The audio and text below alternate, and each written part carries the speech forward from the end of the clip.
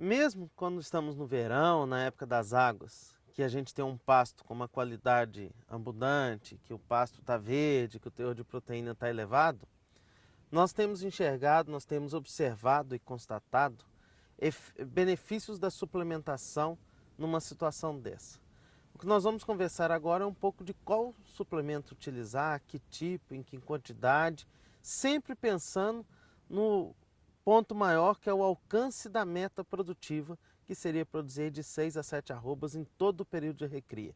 Pensando que uma arroba e meia, pelo menos a gente já produziu na seca, e agora falta produzir 4 a 5 arrobas no período das águas. Pois bem, a primeira estratégia que nós chamamos de suplemento para as águas são os proteinados de água. O que são os proteinados de água? Proteinado de água é um suplemento que vai ter em torno de 20 a 25% de proteína bruta.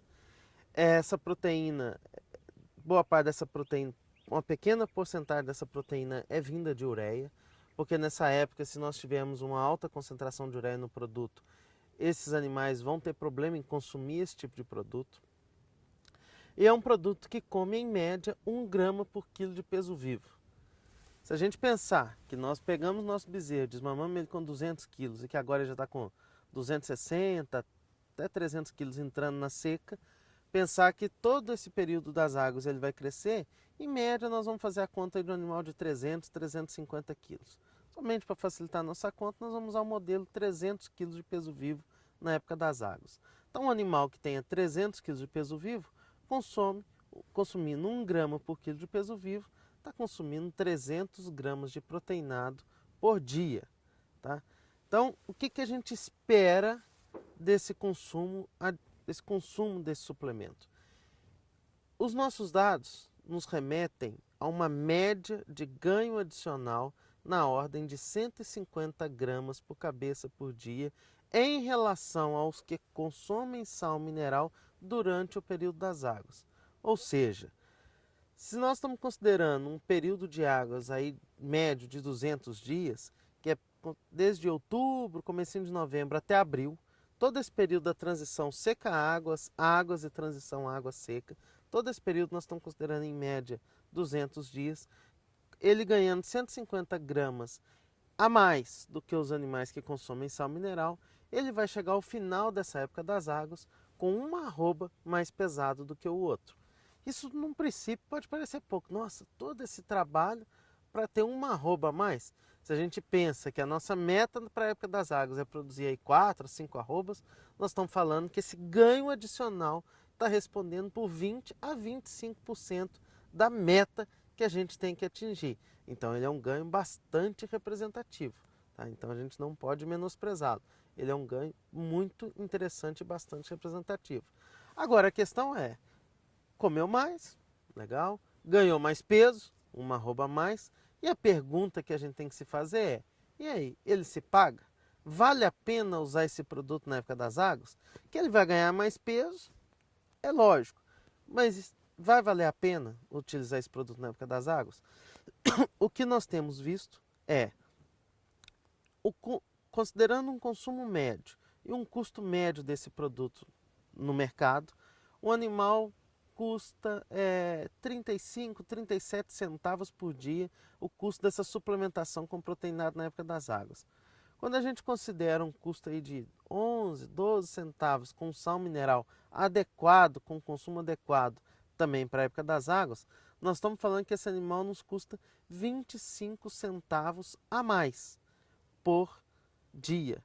Esses 25 centavos a mais nos remetem a um custo adicional no período de R$ 50. Tá? Então, assim, eu desembolsei R$ 50 a mais para utilizar proteinado durante toda a época das águas.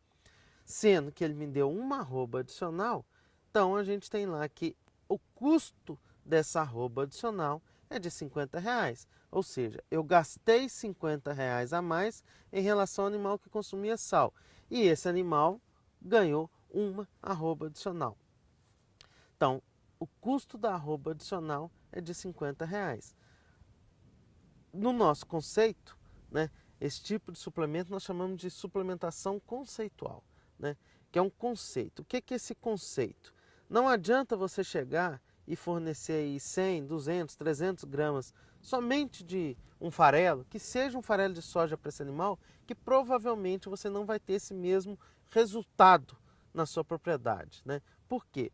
Porque hoje, mesmo num produto de um consumo baixo, que nós podemos considerar 300 gramas por dia, existe muita tecnologia nesse produto. O que é essa tecnologia? Existem minerais balanceados e adequados para serem fornecidos para os animais, aditivos nesse proteinado e uma combinação de farelo e alguma coisinha de suplemento energético totalmente balanceado para que se atinja essa meta de 150 gramas de ganho adicional.